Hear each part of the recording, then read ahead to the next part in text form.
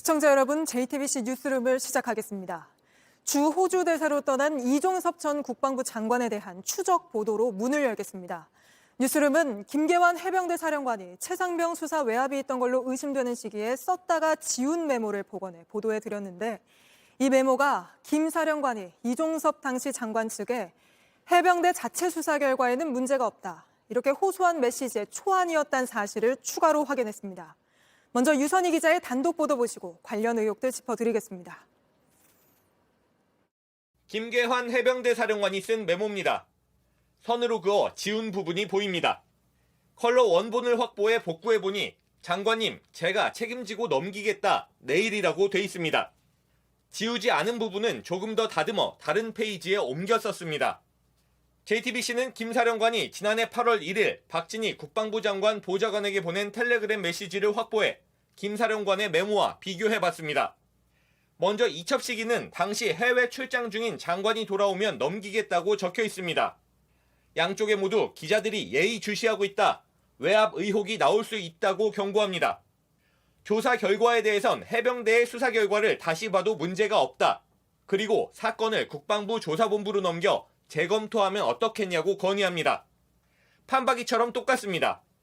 김 사령관은 박 보좌관에게 이 메시지를 보내고 이종섭 장관과 통화하겠다고도 적었습니다. 메시지가 오간 날은 이 장관이 사건 이첩을 미루라고 지시한 다음 날이고, 박정훈 해병대 수사단장이 사건을 경찰로 넘겼다가 군검찰이 회수해온 바로 전날입니다. 썼다 지운 부분은 메시지에 들어있지 않았습니다. 김 사령관은 법정에서 지운 부분이 자신의 생각을 쓴 건지 다른 사람 얘기를 옮겨놓은 것인지 기억이 안 난다고 했습니다. 하지만 지우지 않은 메모가 장관 측에 보낸 메시지와 똑같다는 사실이 확인됐습니다. 썼다 지운 내용을 포함해 메모 전체가 김 사령관이 장관에게 보고할 자신의 생각을 정리한 초안이었던 겁니다. 김 사령관이 외압 의혹이 불거질 수 있다는 걸 알면서도 차마 제가 책임지고 넘기겠다는 말을 못하고 이 장관의 지시에 따른 것일 수 있습니다. 해병대 최고 책임자가 외압 의혹 우려를 전하면서 경고했는데도 이 장관이 결국 사건 이첩을 중단시킨 배경에 수사가 필요한 대목입니다. JTBC 유선입니다. 이종섭 전 장관은 지난해 9월 국회에 나와 이 문제에서 윗선은 없다, 내가 마지막이라고 주장했습니다. 하지만 그렇다고 하기에는 의문점이 있습니다. 바로 유선희 기자와 짚어보겠습니다. 자, 유 기자, 조금 전 보도한 텔레그램 메시지를 보면 김계환 사령관은 끝까지 사건을 경찰에 넘기는 걸 우려, 사실상 반대한 걸로 보이는데, 그럼에도 불구하고 이종섭 전 장관은 강행을 했습니다. 여기에 대해서 당사자는 뭐라고 해명을 합니까? 네, 이종섭 전 장관이 출국하기 사흘 전이죠. 지난 7일까지 저랑 문자 메시지를 통해서 여러 차례 소통이 됐습니다. 그때까지 주고받은 문자 메시지를 보면서 잠깐 말씀을 드리겠습니다. 네. 우선 특정인을 빼라는 지시를 받은 적도 없고 한 적도 없다, 이렇게 얘기를 하길래 그래도 직접 결제한 내용을 하루 만에 뒤집은 게 나는 납득이 안 된다, 이렇게 다시 물어봤습니다. 그랬더니 애초 보고를 받을 때부터 이해가 안 되는 부분이 있었는데 다음날 보좌관하고 대화를 하다 보니까 다시 확인이 필요하다, 이렇게 판단해서 중지시켰다, 이렇게 설명을 했습니다. 그렇다면 이해가 안 되는 걸 왜 결제를 했는지, 그것도 국회와 언론 브리핑을 단 2시간 앞둔 순간에 보좌관과 대화하다가 결정을 취소시켰다, 이런 설명은 쉽게 납득은 되지 않는 부분입니다. 네, 그러니까 그렇게 언론 브리핑을 앞두고 갑자기 이렇게 취소를 했기 때문에, 이례적이지 않기 때문에 대통령실 개입 의혹이 나왔잖아요. 대통령실과 이 장관이 직접 통화한 사실, 여기에 대한 의혹도 제기가 됐는데, 이 부분에 대해서는 어떻게 해명을 합니까? 네, 이 부분은 바로 지난주에 물어봤습니다. 이 부분에 대해서도 문자로 답이 왔는데 보면서 말씀을 드리겠습니다. 일단 최상병 사망 사건 국면에서 대통령실 측과 접촉이 있었다, 그 사실 자체를 부인하지는 않습니다. 네. 다만 현안이 있을 때 하는 통상적인 업무였다, 이렇게 설명을 했거든요. 제가 더 물어보지를 않았는데 이 통상적인 얘기라는 것은 사실관계 확인 같은 거지 외압 같은 건 전혀 아니다, 이렇게 이제 덧붙여서 보내기도 했습니다. 네. 문제는 이 사건 이첩 중단을 지시하기 직전이죠. 지난해 7월 31일 오전 11시 45분에 과연 대통령실과 통화가 있었느냐 하는 점입니다. 이 문제를 물어봤더니 이 문제로 통화한 적이 없다, 이렇게 답이 왔습니다. 그래서 대통령실과 통화 자체가 없었던 거냐, 아니면 통화는 했는데 최상병 얘기를 하지 않았던 거냐, 이렇게 물어봤더니 이 부분에 대해서는 답을 하지 않았습니다. 그런 의문점들이 사실 강제 수사권을 갖고 있는 공수처 수사로 풀어야 할 부분 아닌가요? 맞습니다. 가장 중요한 건 우리 실종자를 구하다가 급류에 휩쓸려서 숨진 최상병의 사망의 책임자를 가리는 겁니다. 그렇습니다. 이 사망 사건을 수사한 박정훈 대령이 경찰로 넘긴 사건을 군검찰이 회수해 오면서 이른바 이렇게 항명 사건이 터졌고요. 또 이 네. 과정에 누군가 압력을 넣은 게 아니냐 이런 의혹이 불거지면서 수사 외압 의혹이 불거졌습니다. 이런 이렇게 파생된 의혹들이 제대로 밝혀지지 않으면 우리 최상병 사망 사건의 책임자 자체를 가리는 게 굉장히 어려워질 수가 있습니다. 그렇기 때문에 정말 윗선이 없는지 이종섭 전 장관에 대한 제대로 된 해명 그리고 또 철저한 수사가 필요합니다. 네, 오늘은 여기까지 짚어보겠습니다. 유선희 기자였습니다.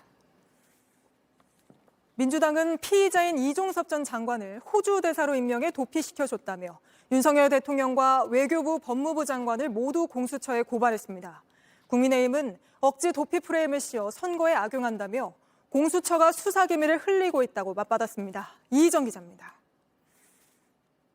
민주당은 윤석열 대통령과 조태열, 박성재 장관 등을 직권남용과 범인 도피 혐의로 수사해달라며 공수처에 고발장을 냈습니다. 수사 중에 윤 대통령이 이 전 장관을 호주 대사로 임명해 출국 근거를 제공했다는 주장입니다. 민주당은 앞서 이종섭 특검법을 발의한 데 이어 연일 이종섭 리스크를 띄우며 정권 심판론에 불을 지피고 있습니다. 국민이 준 세금을 그들의 보수로 주어가면서 호주 대사로 보냈습니다. 저는 도피를 시킨 거라고 생각합니다. 하지만 국민의힘은 야당이 이 사안을 오히려 선거에 악용하고 있다고 비판했습니다. 그러면서 공수처가 의도적으로 수사 기밀을 흘리고 있다며 선거 개입이라고 비판했습니다. 만약 공수처가 의도적으로 수사 기밀을 흘리고 있다면 이는 매우 심각한 범죄일 뿐만 아니라 민주주의를 뒤흔드는 선거 개입입니다. 대통령실이 어제 임명 철회는 없다란 입장을 분명히 하자 공세로 전환한 겁니다. 다만 한동훈 위원장은 이 전 장관의 소환 조사 필요성에 공감대를 나타냈습니다. 그분이 언제든 들어와서 공수처가 그게 출국 금지를 했었더라면 금방 들어와서 언제든 빨리 들어와서 조사를 받아야 되는 건 아닌가요? 논란은 국방위원회로도 옮겨붙었습니다. 국민의힘이 불참한 가운데 열린 국방위 전체회의에서 야당은 이 전 장관의 임명 철회를 촉구하며 특검 도입을 주장했습니다. 사건 외압의 핵심에는 바로 대통령실이 있고 바로 대통령이 관여돼 있는 것입니다. 이제 좌고 우면할 것 없이 특검을 도입해야 한다라고 생각을 합니다. 하지만 한기호 위원장이 자신의 소관 업무가 아니라며 퇴장하면서 국방위는 1시간도 안 돼 파행했습니다. JTBC 이희정입니다. 어젯밤 여야 모두 과거 발언으로 논란이 된 후보를 내쳤습니다. 민주당은 지뢰 목발 경품 발언 등으로 논란이 된 정봉주 후보의 공천을 취소했습니다. 하지만 그 자리에 비명계 박용진 의원이 아닌 친명계 인사를 전략 공천하는 걸 검토해 비명 횡사 논란이 또 터져나오고 있습니다. 구혜진 기자입니다. 민주당은 어제 정봉주 후보의 공천을 취소하고 서울 강북을 후보 재추천 절차에 들어갔습니다. 당은 새 후보로 정 후보와 경선에서 붙었던 비명계 박용진 의원이 아닌 친명계 한민수 대변인을 유력하게 검토하고 있습니다. 당 지도부는 경선 절차가 마무리됐기 때문에 경선과 무관하게 후보 추천이 가능하다는 입장입니다. 경선이 매듭지어진 상황 아니겠습니까? 그러니까 매듭지어진 상황에서의 나온 문제이기 때문에 그렇다고 하면은 재추천 의결 절차로 넘어가는 거고. 박용진 의원 측은 경선 재심 절차가 남은 만큼 경선 절차 중에 발생한 문제라며 반발했습니다. 그동안 경선 차점자를 공천한 사례가 있는 점도 형평성 논란을 일으켰습니다. 전해철 의원을 경선에서 꺾은 양문석 후보의 막말 논란도 또 다른 뇌관입니다. 양 후보는 2008년 한 온라인 매체에 기고한 글에서 노무현 씨의 역겨움을 느끼지 않을 수 없다. 노무현은 실패한 불량품 등의 표현을 썼던 게 문제가 됐습니다. 이재명 대표는 즉답을 피했습니다. 양문석 후보가 노무현 전 대통령이 불량품이라는 발언을 했다는 게 지금 보도가 나왔는데. 네, 여러분 반갑습니다. 긴 시간 함께해 주셔서 고맙고. 민주당은 오늘 밤 10시에 비공개 최고위를 열어 서울 강북을 후보 재추천과 양 후보의 공천 자격을 논의합니다. 연합비례 공천의 파열음도 더 커지고 있습니다. 시민사회 측은 임태훈 전 군인권센터 소장을 재추천했고 더불어민주연합은 병역 기피를 이유로 다시 거부했습니다. 시민사회 측 국민후보 심사위원 10명 전원은 사퇴했습니다. JTBC 구혜진입니다.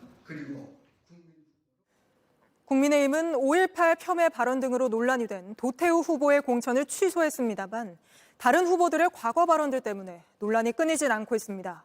장예찬 후보가 남자는 룸살롱 갈 돈을, 여자는 가방 살 돈을 아껴 후원하라고 말한 사실이 추가로 드러나 오늘 또 사과했습니다. 강희연 기자입니다. 부산 수영구의 공천을 받은 장예찬 국민의힘 후보가 2013년 소셜미디어에 쓴 글입니다. 조금 더 당당하게 헛돈을 쓰기 위해서라며 한 아동 후원단체의 후원 사실을 밝혔습니다. 그러면서 남자들은 룸 2번 갈 거 1번만 가면 몇 명을 후원할 수 있는 거냐, 여자들은 백 좀 작작 사라고 비꼬았습니다. 장 후보의 다른 부적절한 과거 발언은 앞서 논란이 된 바 있습니다. 매일 밤 난교를 즐기는 사람이라도 직무에서 전문성을 보이면 존경받을 수 있다거나 서울 시민의 교양 수준이 일본인 발톱의 때만큼이라도 따라갈 수 있을까 싶다고도 했습니다. 논란이 일자 장 후보는 제 언행이 너무 부끄럽고 죄송스럽다며 재차 사과했습니다. 룸살롱 관련 글에 대해선 후원을 독려하면서 쑥스러운 마음에 일부러 강한 표현을 썼다고 했습니다. 하지만 당내에서조차 잦은 사퇴 요구가 나옵니다. 그런 행태 때문에 국민의힘 다른 후보들한테도 피해를 주는 거 아니겠습니까? 스스로도 빨리 결정을 하고요. 국민의힘 공관위는 장 후보의 발언을 따져보고 있습니다. 어떤 발언이 나온 경위라든가 그리고 그게 공직에 있었는지 등등을 종합적으로 봐야 될 것 같습니다. 개혁신당 역시 충남 보령 서천에 출마한 이기원 후보의 공천을 취소했습니다. 이 후보는 과거 위안부 소녀상을 강간 대자보라고 주장한 게 문제가 됐습니다. JTBC 강연입니다. 뜨거운 격전지, 숫자만으론 다 알 수 없는 실제 민심을 직접 들어보는 코너, 하플 민심으로 이어갑니다. 오늘은 여권 대선 주자 안철수 후보와 강원도지사를 지낸 원조 친노 이광재 후보가 맞붙은 곳이죠. 경기 분당갑을 하예빈, 김혜미 두 기자가 다녀왔습니다. 구도심과 판교 신도시가 함께 있는 경기 분당갑은 경기도의 강남이라고 불릴 정도로 보수의 텃밭으로 분류돼 왔습니다. 하지만 IT 기업이 모여있는 판교 신도시에 젊은 층이 대거 들어오면서 20대 총선에선 민주당이 이겼고 21대 총선도 근소한 차이로 승부가 났습니다. 격전이 예상되는 만큼 각 당에서는 인물론을 내세우고 있습니다. 최근 실시된 JTBC 여론조사에 따르면 대선 후보 출신의 현역 안철수 의원과 삼선 경력의 원조 친노 이광재 전 국회 사무총장이 오차 범위 내에서 접전을 벌이고 있습니다. 집권 여당의 힘을 강조하는 안 후보와 다양한 행정 경험으로 쌓은 실력을 내세우는 이광재 후보가 맞붙은 현장을 찾아가 보겠습니다. 안철수 후보 경쟁력은 누가 뭐래도 인지도. 세 차례 대선에 출마하면서 세대를 막론하고 친숙한 얼굴이 됐습니다. 아이들이 자라면서 본 책이라든지 아니면 컴퓨터를 쓸 때 그럴 때 저에 대해서 많이 알게 되죠.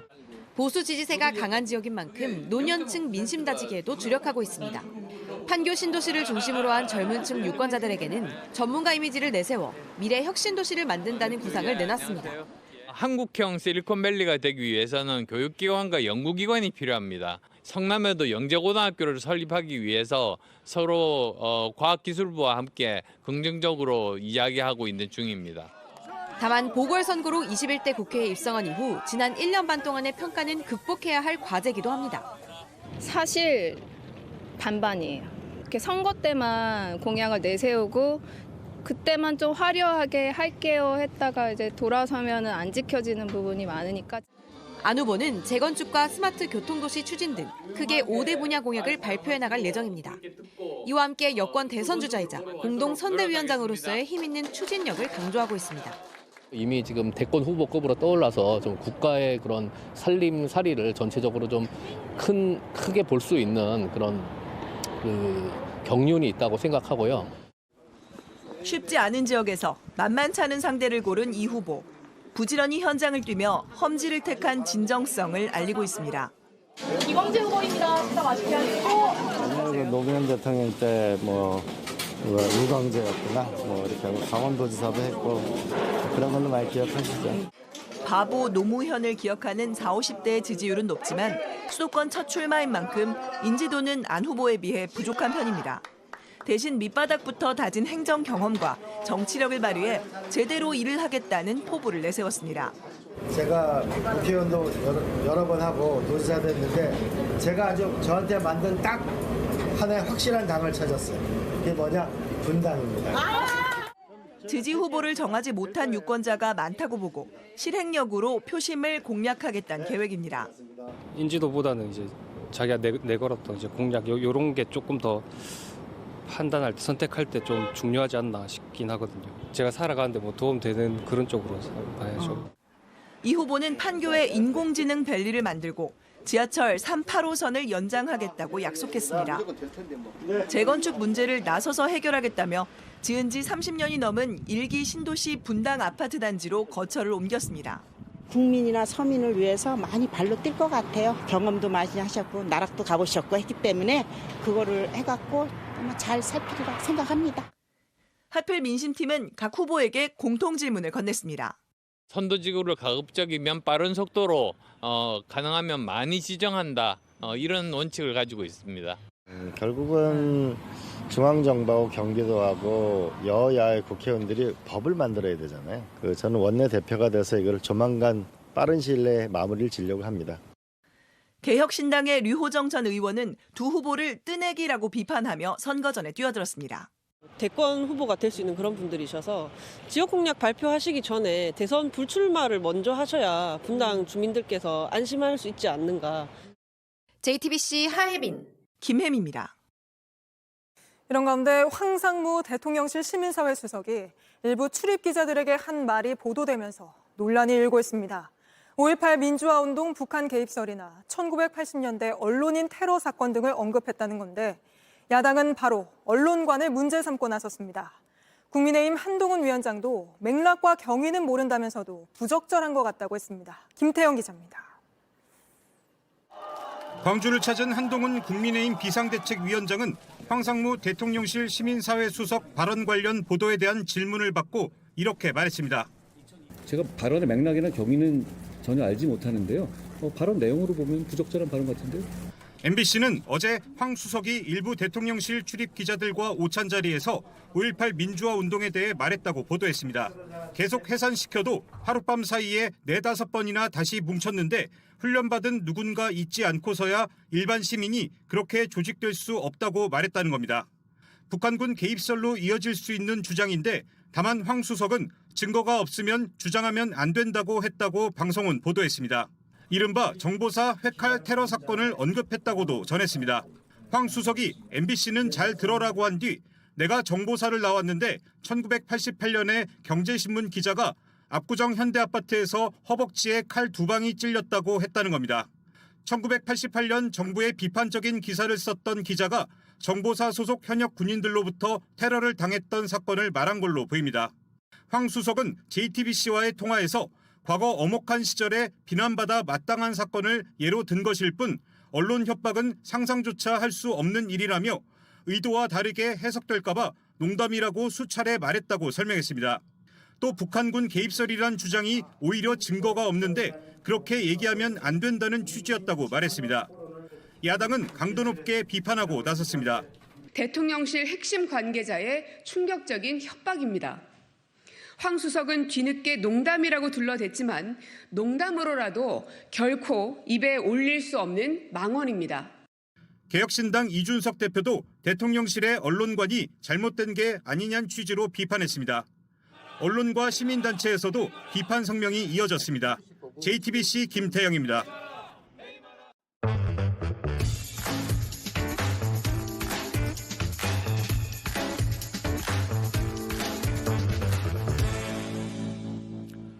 돌아온 비하인드 뉴스 첫 번째 이슈, 오늘도 있지.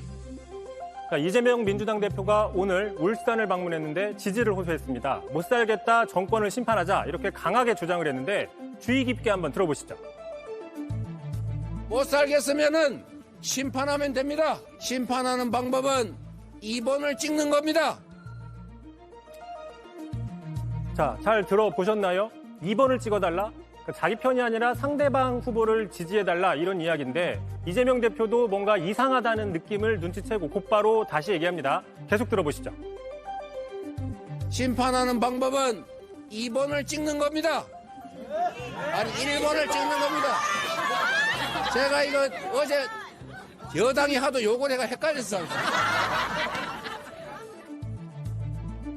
자, 이 대표 최근 국민의힘 지지자들을 가리키는 이른바 이찍 발언 논란이 있었다고 저희가 돌아온 비하인드 뉴스 첫 방송에서 소개를 해드렸는데, 자, 어제도 또한 비슷한 발언 논란에 휩싸였습니다. 자, 윤 대통령이 정치를 잘한다 생각하면, 살만하다 싶으면 2번을 찍든지 아니면 집에서 쉬시라. 만약에 집에서 쉬는 것도 2번을 찍는 것과 같다. 이렇게 이야기를 한 거죠. 자, 국민의힘에선 투표하지 말라는 건 선거와 민주주의의 정신에 위배되는 주장이라며 강하게 비판을 했고, 오늘 광주를 방문했던 한동훈 위원장도 자, 살만하면 2번을 찍으라는 발언은 대한민국에서 대단히 대한민국을 후진시키는 후진 생각이다. 이렇게 비판을 했습니다. 자, 이 때문에 여당의 공세에 시달리는 데다 이찍 발언에 너무 의식한 나머지 이번엔 정권을 심판하기 위해서는 1번이 아니라 2번을 찍어달라고 무의식적으로 튀어나온 게 아니냐, 이런 분석이 나옵니다. 자, 선거철에는 여야 모두 빡빡한 일정 때문에 정신이 없다 보니까 종종 상대방 후보를 지지해달라는 이런 말실수들이 나오기도 합니다. 자, 조만간 돌비뉴스에서 또 소개할 가능성이 큰 이슈입니다. 자, 두 번째 이슈입니다. 절하기 전에 잘해야.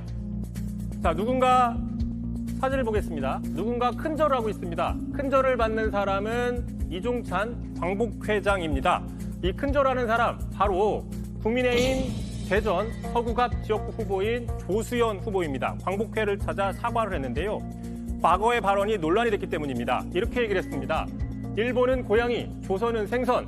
자, 생선이 된 스스로를 반성해야지 왜 고양이 탓한다고 위안이 되겠느냐, 이렇게 얘기를 했습니다. 또한 또 이렇게 얘기도 했습니다. 백성들은 봉건적인 조선 지배를 받는 것보다 일제강점기에 더 살기 좋았을 것이다 라고 얘기를 했습니다.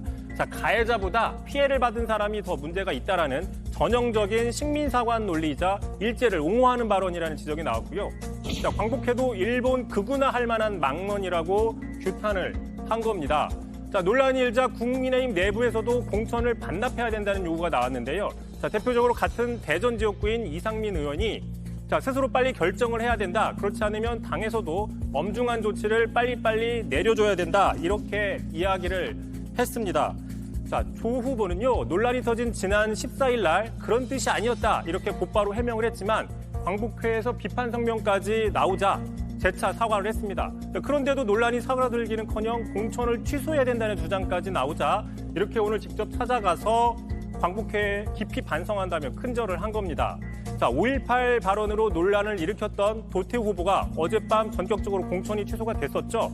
자, 이 때문에 바짝 엎드린 게 아니냐, 이런 분석이 나오고 있는데요. 자, 조 후보가 이렇게 무릎을 꿇었던 건 자신의 공천을 유지하기 위한 추진력을 유지하기 위함이 아니냐, 이런 분석이 나옵니다. 다만 이런 큰절 효과가 과연 발휘될 수 있을지는 지켜봐야 된다는 전망이 나옵니다. 지금까지 이성대입니다. 네, 다음 소식입니다. 정부와 의사 간 갈등이 계속되는 가운데 오늘 복지부 장관의 이 발언이 논란이 됐습니다. 최근에는 집단 사직 의사를 표시한 의대 교수님들도 계십니다. 매우 안타깝고 유감스럽게. 네, 바로잡긴 했지만 의사를 비하하는 의세란 표현에 의사들이 크게 반발한 겁니다. 정부와 의사 여전히 평행선입니다. 전공의 이탈이 4주째 이어지고 있고 전국 24개 의대 교수들도 지금 이 시각 사직 여부를 논의 중인데 다음 주 서울대 의대를 시작으로 집단 사직이 잇따를 걸로 예상됩니다. 정부는 연일 강경 대응인데 병원을 떠난 전공의가 다른 기관에서 일할 경우 처벌을 받게 될 거라 했습니다. 강나현 기자입니다. 서울시의사회의 9인 구직 게시판입니다. 사직한 전공이라며 병원 일자리를 문의하는 등의 글이 열흘 사이 300건 가까이 올라왔습니다. 당장 다음 주 19일이면 전공의가 사직서를 낸 지 한 달이 됩니다. 전공의 측은 이때부턴 자유의 몸이라 개원을 하거나 다른 병원에 취업도 할 수 있다고 주장합니다. 민법상 사직 의사를 밝힌 지 한 달이 지나면 수리 여부와 관계없이 사직 효력이 생긴다는 겁니다. 정부는 그동안 사직서 자체가 무효라고 주장해왔습니다. 진짜 그만두고 싶어서가 아니라 억지로 혹은 항의 차원에서 쓴 거라 효력이 없다는 겁니다. 전공의들이 내세운 법조항은 고용기간이 정해져 있는 수련의에겐 해당이 안 될 뿐더러 계약을 해지할 수 있는 부득이한 경우도 아니라고 했습니다. 지금 정책에 반대해서 집단 진료 거부하는 이런 부분까지는 해당이 되지 않는다고. 행정처분 기간이 지나고 나면 그 전공의 신분은 계속 유지되기 때문에 그 수련병원으로 복귀하여 수련을 계속 받아야 되는. 결국 법적 다툼으로 이어질 가능성이 높습니다. 정해져 있든 정해져 있지 않든 근로자가 언제라도 그만둘 수 있으면은 그 효력을 발휘하는 게 이 고용계약의 기본 입법 취지예요. 이런 가운데 정부는 지금까지 10명 이내 전공의가 다른 의료기관에 이름을 올렸다며 징계와 처벌 대상이 될 수 있다고 경고했습니다. 타인 명의로 처방전이나 진료 기록부를 작성할 경우 의료법에 따라 처벌될 뿐만 아니라 전공의를 고용한 개원의도 형법에 따라 처벌될 수 있습니다. JTBC 강나현입니다. 전공의들 이탈이 길어지면서 성폭력 피해자들을 돕는 것 역시 차질을 빚고 있습니다. 성폭력 피해를 입었을 땐 최대한 빨리 증거를 채취하는 게 중요해서 24시간 대응 체계를 갖춰왔는데 최근 의료진이 부족해 정상적으로 운영되지 않는 겁니다. 임예은 기자가 취재했습니다. 1년 365일 24시간 운영되는 해바라기 센터입니다. 이곳과 연계된 병원의 전공의 등이 성폭력 피해 발생 직후 72시간 안에 피해 증거를 채취해 왔습니다. 그런데 전공의들이 병원을 이탈하자 운영에 차질이 생기기 시작했습니다. 서울에 있는 센터 4곳 중 한 곳을 제외하면 평일 오전에만 운영되거나 관련 업무가 아예 중단된 겁니다. 피해를 최소화하기 위해 임시 방편으로 다른 센터나 성폭력 전담 의료기관으로 피해자를 보내고 있는 실정입니다. 그 사직으로 들어감에 따라 이제 증거 채취할 때 이런 조금 그 해바라기 센터 내에서 지원할 때 좀 제한이 발생하고 있고요. 사실 뭐 장기화되면 이제 여러 애로들이 나올 수 있겠죠. 이미 피해를 입은 상태에서 여러 기관으로 이동하게 된다면 또 다른 심리적 충격을 받을 수 있습니다. 여성가족부는 상황을 계속 모니터링하겠다고 했지만 사태가 길어지면 2차 피해를 막기엔 역부족입니다. 그럼 다른 데로 이동 뭐 이렇게 하는 것 자체가 사실은 증거 손실, 증거 훼손, 범죄 자체가 소실될 수 있는 우려가 있는 거죠. 차 피해를 계속 입는 그런 상황을 지금 국가가 방치하는 거나 마찬가지인 거죠. 전공의의 집단 행동이 길어지는 만큼 피해자가 자신을 지킬 수 있는 시간은 줄어들 수밖에 없습니다. JTBC 임예은입니다. 오늘 아침 서울 지하철 3호선 일산선 일부 구간에 전기 공급이 끊기며 운행에 차질을 빚었습니다. 평소에도 혼잡한 구간인데 출근길 대란이 벌어지며 시민들이 무더기로 지각하는 등 불편이 컸습니다. 신진 기자가 취재했습니다. 일산방면으로 운행이 불가능한 일정이 있습니다. 오늘 출근길 서울 3호선 구파발역에 들어서는 전동차 안 상황입니다. 새벽 4시 30분쯤 경기 고양시 3호선 일부 구간에 전기 공급이 끊겼습니다. 그러면서 서울 시내에서 대화역으로 가는 전동차는 구파발역까지만 운행했습니다.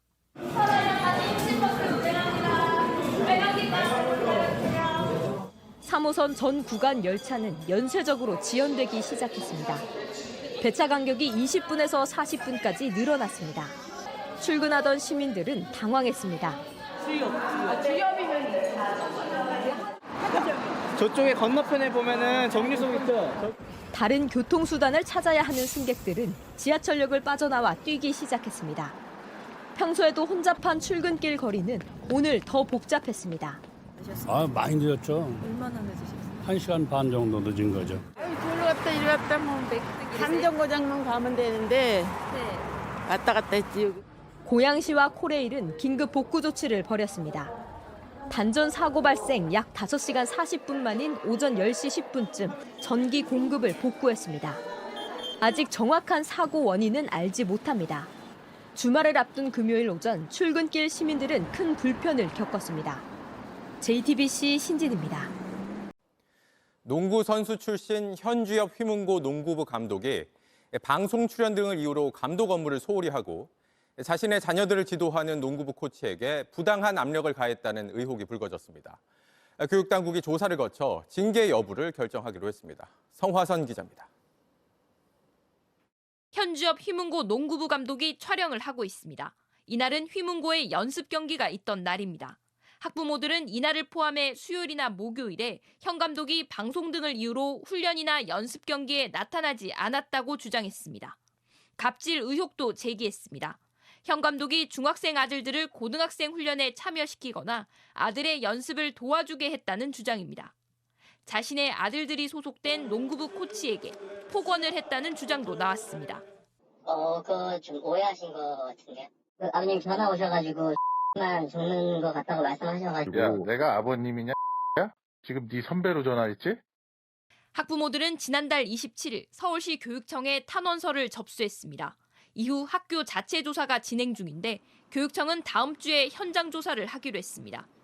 특별 장학을 통해 사실관계나 위반 사항을 확인하고 결과에 따라 학교 재단 측에 징계를 요청할 방침입니다. 교육청이 속도를 내기로 한 만큼 이르면 이번 달 안에 결론이 나올 것으로 보입니다. 현 감독은 논란에 대해 촬영은 일과 시간 이후나 주말에 한 것이라며 부인한 것으로 전해졌습니다. JTBC 성화선입니다. 수도권의 한 민간 임대 아파트에서 전세를 살던 주민 1,500여 명이 한꺼번에 쫓겨나야 할 처지라고 합니다. 세입자인 주민과 집주인격인 시행사 사이에서 계약갱신 청구권을 두고 갈등이 벌어진 건데 어떻게 된 일인지 오원석 기자가 보도합니다. 경기도 성남의 한 민간 임대 아파트 벽면에 현수막이 빼곡합니다. 2020년부터 새 들어 산 입주민들은 계약갱신 청구권을 받아들여달라고 요청하고 있습니다. 세입자가 원하면 한 차례 계약을 연장할 수 있는 계약갱신 청구권은 최근 헌법재판소에서 합헌 결정이 났습니다. 계약갱신 청구권은 임차인의 권리자 또 임대인의 의무인데 계약서 못 써준다 하면 끝인가요? 우리는 쫓겨날 상황이고. 입주민들은 2년 전 연장된 전세 계약은 청구권 없이 이루어진 일반 재계약이란 입장입니다. 그런데도 시행사가 청구권을 거부하면서 입주민 대부분인 신혼부부와 노인들은 만기 날짜인 보름 뒤 거리로 내쫓길까 절박한 심정입니다. 경기 끊기거나 수돗물 끊겨도 끝까지 살아요. 주무부처와 지자체는 청구권 행사가 가능하다는 해석을 내렸지만 임대사업 의무기간이 종료된 이후에 갱신권을 사용하는 것은 주택임대차보호법을 따르는 거라서 임차인에게 불리한 것은 효력이 없다라는 강행 규정이 있어요. 시행사는 의무임대 4년을 채웠으니 받아들일 수 없다는 입장입니다. 민간임대주택법하고 주택임대차보호법이 충돌되는 부분이거든요. 임차인들에게 2+2년, 즉 4년을 거주를 보장을 해서 계약갱신 청구권을 행사한 것으로 보는 게 맞다고. 정부가 강제력을 행사할 수는 없는 데다 시행사 측은 집을 팔 수 있다는 의사까지 내비치면서 입주민들은 속만 타들어가고 있습니다. JTBC 오원석입니다. 대형 마트에서 쓰는 쇼핑카트. 장보고 난 뒤엔 당연히 돌려줘야 하는데 이걸 그대로 가져가는 경우가 적지 않다고 합니다. 집 앞까지 장바구니를 옮긴 뒤에 아무데나 버려두거나 아예 자기 물건처럼 쓰기도 하는데 이 때문에 마트들이 카트 수거팀까지 꾸렸습니다. 이한주 기자가 취재했습니다. 한 여성이 쇼핑카트를 끌고 갑니다. 그런데 마트로 들어가는 게 아니라 지하철 엘리베이터로 갑니다. 저 그냥 쫓아오신 거예요? 원래 안 되는 걸로 알고 있는데 왜 그런지 좀 궁금해가지고. 장이 가가지고 무거우면 때문에 여기까지 가지고 오셨어요. 아파트 집까지 끌고 가는 경우도 많습니다. 단지 앞 건널목에도, 주차장에도, 쓰레기 수거장에도 카트가 보입니다. 다시 갖다 놓진 않습니다. 장 보려면 차를 늘 가져가야 되거든요. 원래는 안 되는데 circus 아저씨가 수거해가요. 이렇게 하루에 수십 개씩 엉뚱한 곳에 카트가 버려집니다. 이걸 하나 집어주면 대대형 10개 20개가 돼. 아무 곳에나 세워놓다 보니 사고 위험도 있습니다. 그 코너 차가 돌아야 되는데 이것 때문에 매번 정리를 해야 돼. 아예 집 문 앞에 세워놓고 자기 것인 양 쓰기까지 합니다. 자기 제가 집에 보관해놔 그랬다가 제한테 산짐을 해가지고 끌고 나서 토일 월요일 되면 여기 잔뜩 쌓여있어. 마트마다 이런 식으로 사라지는 쇼핑카트가 1년이면 100여 대가 넘습니다. 또 이강이 10만 원씩인데 응? 1년에 100개씩 보통이 없어져. 이걸 훔쳐가가지고 고물상이 시골에도 팔아먹고 이렇게 한대요. 전담팀이 하루에도 5, 6차례씩 인근을 돌며 회수에 나서는데도 그렇습니다. 카트를 마트 밖으로 끌고 가지 못하게 하면 되려 욕만 먹습니다. 고객한테 욕을 먹을 때도 있어요, 그게. 예, 한 번은 엘리베이터 타고 올라가는 거에 갖고, 그래서 내가 여기 놔두고 올라가시라. 근데 울릉 받으면 왜 그거 참견하냐고. 마트 동의 없이 마트 밖으로 카트를 쓰면 절도죄로 처벌받을 수 있습니다. 우리는 그런 걸 쇼핑 목적으로 쓰는 건데 거기에 쓰레기를 또 담으니까 위생적으로도 좀 찝찝할 수도 있고 자기 게 아닌데 왜 그렇게 쓸까라는 생각. 나 하나쯤 괜찮겠지 하는 생각에 카트와 함께 시민의식까지도 버려지고 있습니다. JTBC 이한주입니다. 미국에서 자폐증을 앓던 15살 소년이 경찰이 쏜 총에 맞아 숨졌습니다. 과잉 진압 논란이 일고 있는데 경찰 바디캠에 담긴 당시 상황, 홍지은 특파원이 전합니다. 총을 든 경찰이 한 가정집으로 들이닥칩니다. 뛰쳐나오는 소년의 손에 곡괭이처럼 보이는 흉기가 들려 있습니다.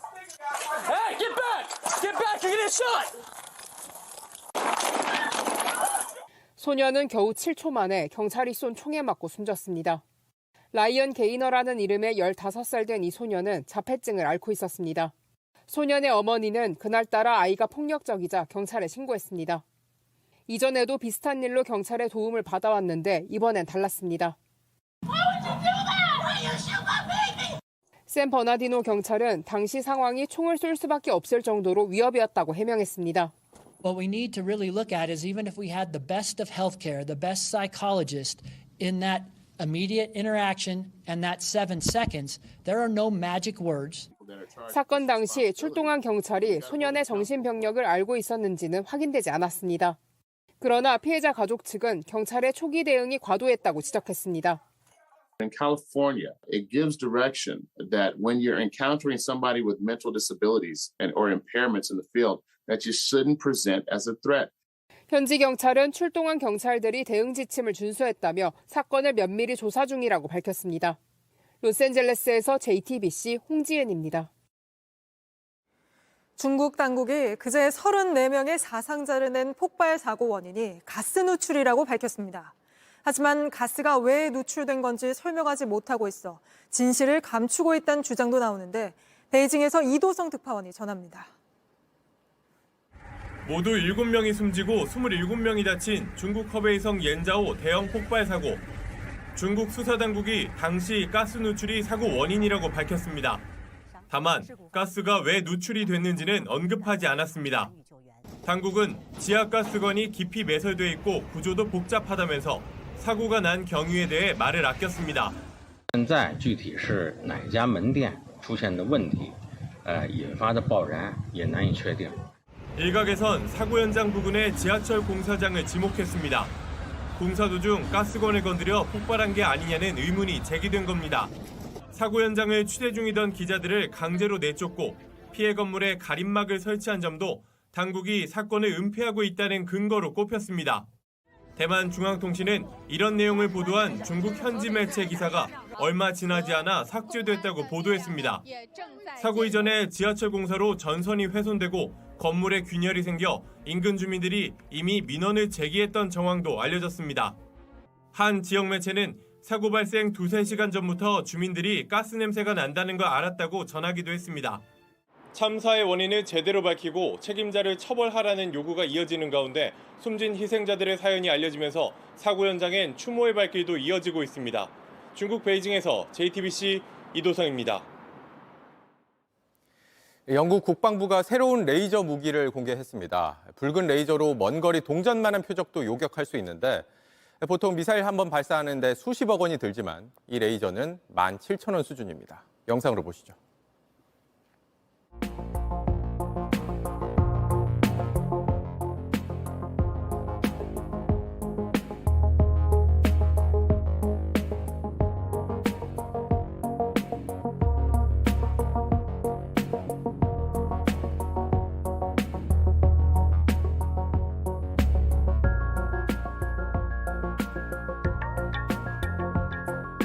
The Dragonfire technology that we've designed is UK bespoke technology, which is owned by us and can be used by us in support of generating laser weapons for our own platforms in future.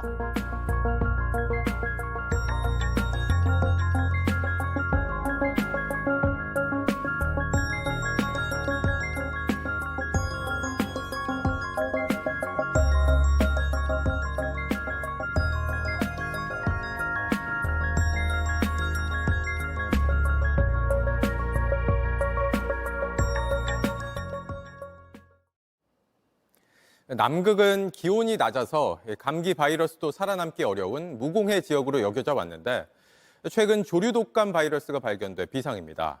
남극에 서식하는 펭귄들이 떼죽음을 당할 수 있다는 우려가 나옵니다. 백민경 기자입니다. 지난 2021년 미국에서 창궐한 조류독감 H5N1. 맞닿은 남미 대륙으로 확산하더니 결국 남극 본토로 옮겨갔습니다. 지난해 10월 남극에서 최초로 보고된 감염 사례는 도둑갈매기였는데요.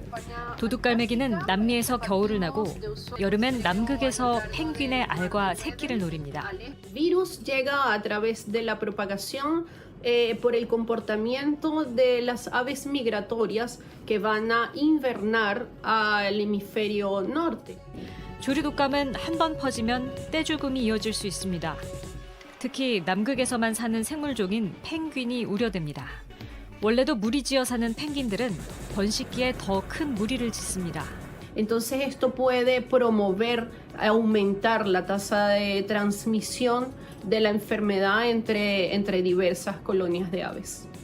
전파는 쉬운데 막을 방법이 달리 없는 것도 문제입니다. 조류독감은 야생 조류만이 아니라 쥐와 족제비 같은 포유류도 감염시킬 수 있는 걸로 알려졌습니다.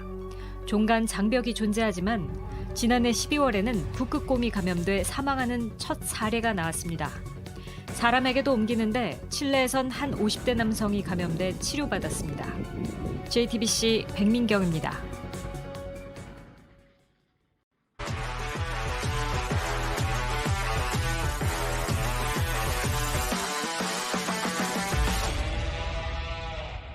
스포츠 뉴스입니다. 오타니 선수로 들썩인 하루였습니다.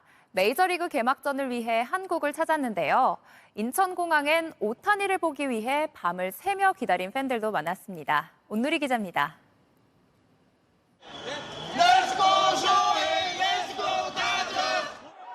오타니가 모습을 드러내자 환호가 터졌습니다. 10초 정도 잠깐 지나가는 오타니를 보기 위해 밤을 샌 팬들도 여럿이었습니다. 어제 저녁 8시요. 티켓을 못 구했어요. 개막전은 못 가니까 공항에서라도 선수들을 보자 이 생각으로 왔던 것 같아요. 솔직히 지금 앞이 두 개로 보여요. 사인 오타니 오네가이 사마스 제발 해주세요 뭐 그런 뜻인가 봐요. 근데 이제 일본말로 하면은 솔깃해가지고 할 가능성이 높다고 그러더라고요.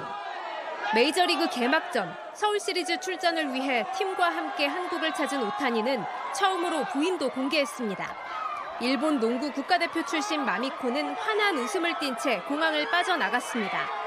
통제된 경로를 따라 곧바로 버스에 올라 팬들과 만나고 취재진과 인터뷰할 시간은 없었지만 오타니는 소셜미디어에 우리말로 기다려지다라는 말과 태극기 이모티콘을 남겼습니다. 다저스가 묵는 서울의 한 호텔에도 팬들이 몰려들었습니다. 투수는 안 되니까 그래도 홈런 빵빵 쳤으면 좋겠어요. 투수로 시속 160km대 공을 뿌리고 동시에 타자로 홈런을 펑펑 날리는 오타니는 야구 만화에서나 볼 법한 이야기를 진짜 야구에 풀어놓고 있습니다. 그러면서도 자신을 낮추는 겸손으로 상대를 높이는 존중으로 팬들의 사랑을 받아왔습니다. 오타니를 비롯한 LA 다저스 선수들은 모레 키움, 글피 우리 올스타팀과 스페셜 경기를 치릅니다. 이후 샌디에이고와 서울시리즈 2경기를 함께합니다. JTBC 온누리입니다. 여의도 공원에서 찰칵, 쇼핑몰에서도 찰칵. 하루 종일 이런 인증샷들이 쏟아졌습니다. 샌디에이고 선수들 도착하자마자 서울의 이곳저곳을 찾아다녔네요. 김하성의 동료 타티스 주니어는 광장시장을 찾아 만둣국에 도전했습니다. 팬들은 이 장면을 굉장히 즐거워했는데요. 타티스 주니어의 아버지가 1999년 박찬호 선수에게 한 이닝 만루 홈런 2방을 터뜨려 우리 팬들에게 한만두라는 별명을 얻었기 때문입니다. 재미난 과거 사연을 소환해낸 거죠. 아들이 맛본 서울의 만두는 어땠을까요? 손가락에 감은 붕대는 여전하지만 환하게 웃고 있는 손흥민 선수. 한 소년과 함께 찰칵 세레머니를 하고 있는데요. 토트넘 선수들 모두 짝짝이 양말을 신고 있습니다. 세계 다운 증후군의 날을 앞두고 청소년들을 훈련장에 초대해 선물을 한 겁니다. 손흥민은 팬들뿐만 아니라 축구 시장에서도 가만 놔두질 않았는데요. 오늘은 몸값 얘기도 또 한 번 나왔습니다. 재계약에 무게가 실리고 있지만 토트넘의 대선배 데런 벤트는 손흥민이 지금 자리에 있기에는 너무 좋은 선수라고 생각하며 다른 팀이 데려가려면 1,350억 원은 준비해야 할 것이라고 내다봤습니다. 4회전 점프를 너무 쉽게, 너무 많이 해냈던 이 선수. 발리에바는 금지 약물이 적발돼 올림픽 금메달이 박탈됐고 4년 자격 정지를 받았습니다. 심장약을 먹는 할아버지와 같은 물컵을 썼기 때문에 도핑에 걸린 것이란 해명을 남겼죠. 그런데 이게 거짓이었습니다. 13살부터 15살까지 무려 56가지를 섞은 약물을 복용한 사실이 밝혀졌습니다. 이 중 55가지는 아직은 금지되지 않았지만 금지해야 한다는 주장이 제기된 약물들이었다고 하네요. 우아한 피겨스타를 꿈꾸던 소녀는 러시아가 만든 약물 기계나 다름없었던 셈입니다. 문제는 아직까지 발리에바를 지도했던 팀 주치의와 코치는 아무런 징계도 받지 않았다는 겁니다.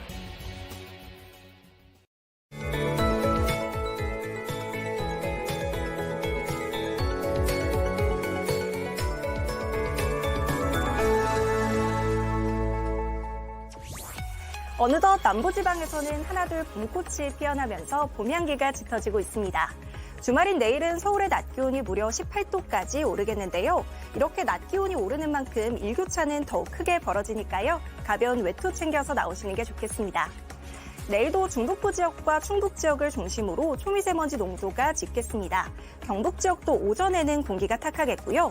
오늘 밤부터 내일 아침 사이 서쪽 지역을 중심으로 안개까지 뒤엉키면서 시야가 더욱 답답하겠습니다. 주말인 내일 늦은 오후부터는 제주도에 비가 시작되겠고요. 차츰 호남과 경남 지역으로 확대됐다가 그치겠습니다. 또 일요일 새벽부터 아침 사이에는 중부지방에도 비가 조금 지나겠는데요. 비의 양이 적어서 활동하기 불편할 정도는 아니겠습니다.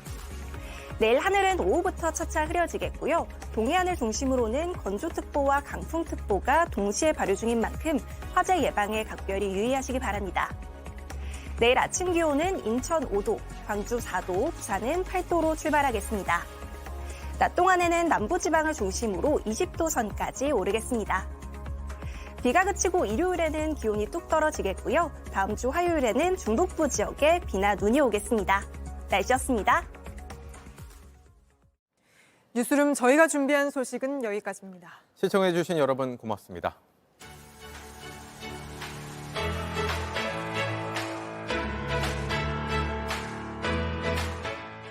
안녕하세요. 뉴스룸 앵커 한민용입니다. 오늘도 JTBC 뉴스룸을 시청해주신 여러분 고맙습니다. 오늘 저녁에도 뉴스의 현장에서 찾아뵙겠습니다.